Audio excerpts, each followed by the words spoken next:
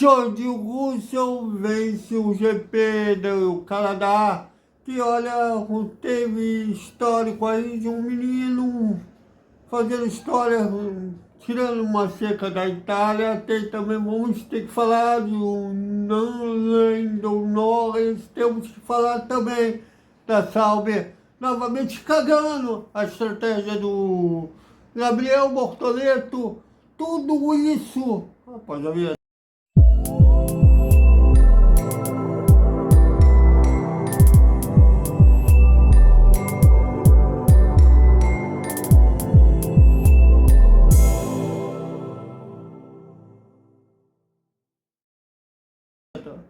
Salve, salve galera da velocidade, manda um vídeo para mais velocidade. Antes de mais nada, peço que vocês curtem, compartilhem, comentem e espalhem para geral, porque aqui a galera tem moral, aqui todos têm vez. Bom, Lando Norris tem um probleminha na cabeça, mas antes de falar do Lando Norris, vamos falar que o George Russell venceu o GP do Canadá, um GP que o Russell controlou do início ao fim. Praticamente ele só perdeu a primeira colocação quando precisou fazer o pit stop, né? As duas paradas dele. Ainda assim ele fez, a Mercedes não vacilou nos pits, que ele pôde largar bem e quando parou, voltou à frente do Max Verstappen e só precisou conservar o carro para que os carros que já estavam na frente dele, quando ele foi fazer os seus pits, ele voltar à primeira colocação quando eles foram sem parar. Então, foi uma corrida que o Russell controlou muito bem, que ele não vencia desde o GP de Miami do ano passado, na quarta vitória do Russell na Fórmula 1. E a gente está vendo aí um crescimento da Mercedes. A Mercedes parece ter achado uma linha aí na equipe voltar a vencer corridas. Já estava batendo na trave em algumas corridas, e tanto que nos primeiros GPs, o Russell, nos primeiros 4 GPs, o Russell foi em pódio em todas, como terceiro e segundo lugar, e agora ele conseguiu vencer. O Antonelli chegou a brigar com o Max Verstappen pelo segundo lugar, mas aí não coube uma boa estratégia da Red Bull de antecipar a segunda parada no Verstappen, que foi o que foi decisivo para que o holandês conseguisse o segundo lugar. O Antonelli, na segunda parada, para o giro seguinte do Verstappen. Verstappen parou na volta 35, o Antonelli na 36, e o Antonelli voltou colado com o Verstappen, mas ele estava com pneus frios, e aí ele não conseguiu fazer a ultrapassagem. Quando aqueceu, o Verstappen já estava longe. Ele aproveitou que os pneus do menino estavam longe. Ainda assim, para mim, o Antonelli foi o piloto do dia. Ano passado eu questionei muito a ele, já que a imprensa que acompanha as divisões de base da Inglaterra dizia que o garoto era um fenômeno, né? Ele já é visto como um futuro campeão, mas eu só pude acompanhar ele, na verdade, da Fórmula 2 ano passado, que eu não vi isso tudo dele. Ele escolheu uma equipe que estava numa fase extremamente ruim, tanto que o Oliver Bramo, que também subiu, está na Haas, e também não foi bem ano passado. E quando a Fórmula 1 precisou do serviço do Oliver Bramo, mostrou porque ele estava sendo até injustiçado na Fórmula 2. E como o Antonelli sabia que ia subir, independente do resultado dele da Fórmula 2, a Mercedes sempre teve ele uma joia. E, inclusive, o Hamilton percebeu isso, que ele estava na última negociação de renovação, ele percebeu que eles estavam querendo usar o heptacampeão como uma espécie de segura vaga para o Antonelli, né? Já que o Hamilton queria um contrato por 3 anos, a Mercedes só queria por 1, ou seja, eles até queriam que o Antonelli fizesse um percurso da base correta, né? Na Fórmula, ele ganhou a Fórmula 4 italiana e a Fórmula 4 europeia, né? 2 campeonatos da França no mesmo ano, é muito complicado isso. Eu deveria ter ligar que não é qualquer um que começa assim, né? Eu lembro no Enzo Fittipaldi ganhando a Fórmula 4 italiana, mas não ganhou a Fórmula 4 europeia no mesmo ano. E o Antonelli fez isso. E era para ele disputar a Fórmula 3, né, que o nosso Gabriel Bortoleto foi campeão de cara, que o atual líder do campeonato, o Oscar Piastri, foi campeão de cara, mas o Antonelli pulou direto para a Fórmula 2. Eu até fiquei preocupado com o menino, pô, falei, pô, estou queimando muito as etapas. E a Mercedes já sabiam, estavam cientes disso, e eles já alugaram muitos circuitos, inclusive na Vila de Villeneuve, que eles correram hoje, né, lá no Canadá, que com carros passados, que ele pôde ganhar quilometragem ali, uma coisa que o Gabriel Bortoleto não pôde, ninguém fez isso por ele. Então, o que o Antonelli está vindo com a Fórmula 1 uma quilometragem absurda. E ainda assim, ele mostrando aí seu valor, chegou a brigar pelo segundo lugar com o Verstappen. Mas o acidente do Lando Norris, já vou chegar lá, impediu que fosse uma briga secreta pelo segundo lugar.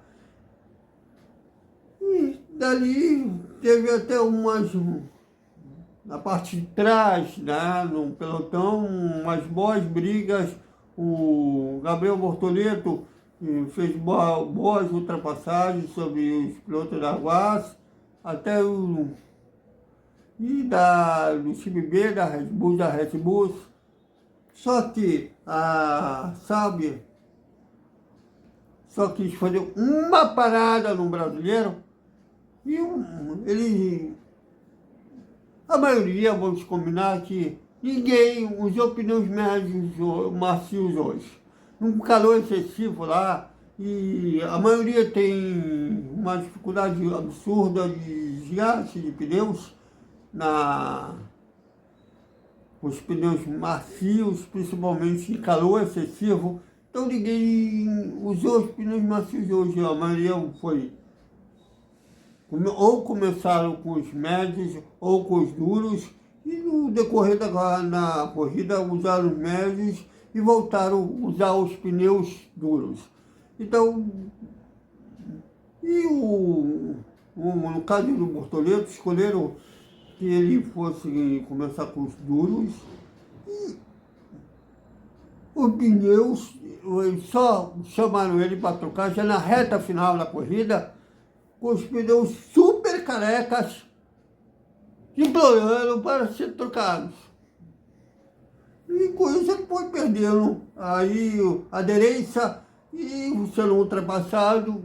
E quando trocou, aí a equipe chamou ele foi lá para baixo do pelotão. Aqueles erros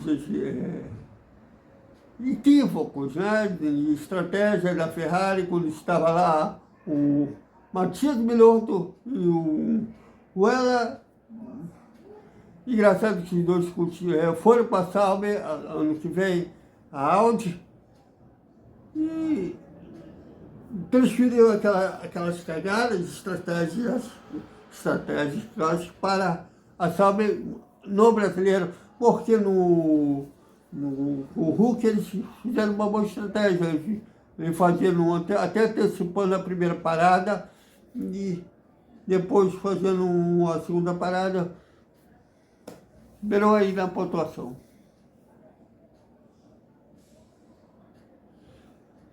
E, né, fora isso, a gente até esperava que tivesse um acidente para o Salfecast ser chamado, mas a 2 voltas no final, veio uma briga interessante nas McLarens pelo 4º lugar, né, entre o Oscar Piastri e o Lando Norris.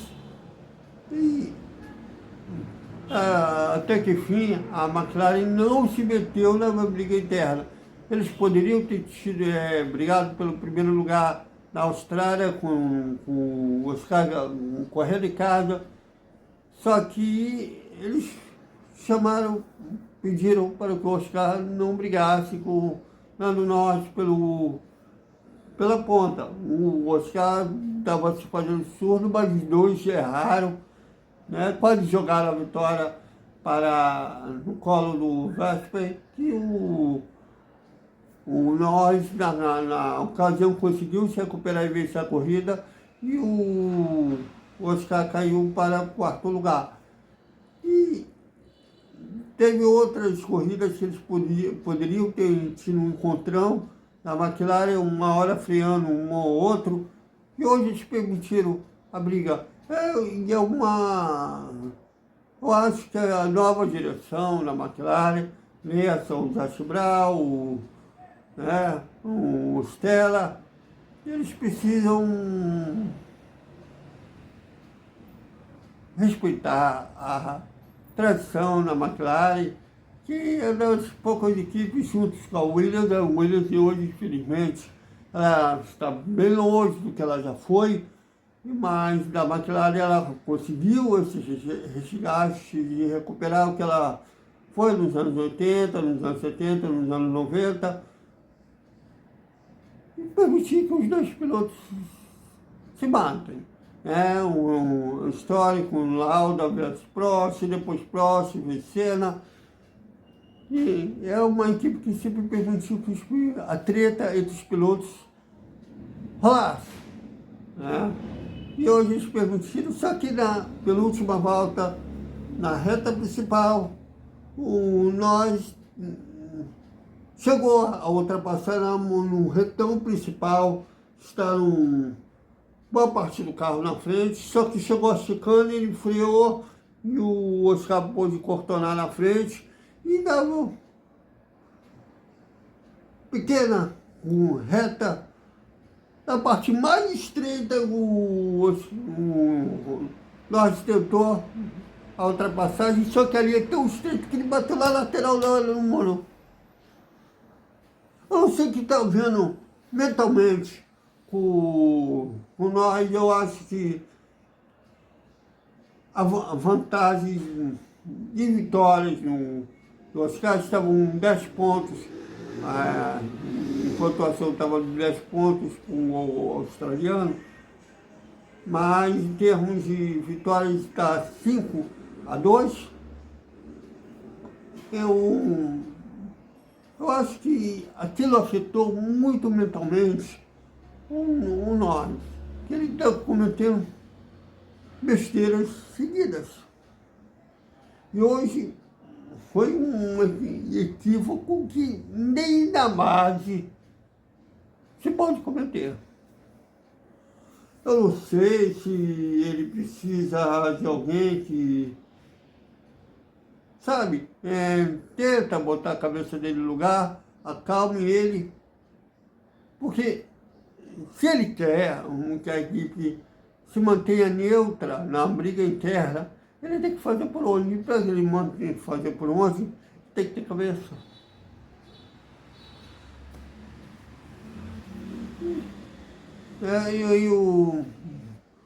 Não foi erro nenhum do Oscar, o Oscar não introduziu ele ao erro, foi um ato esperado do próprio Norris que custou a ele a corrida.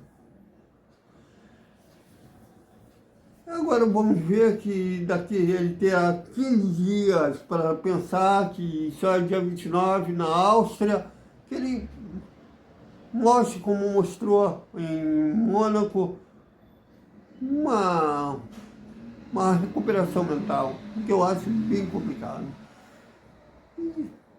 Para a Red Bull, foi em 2 corridas distintas. O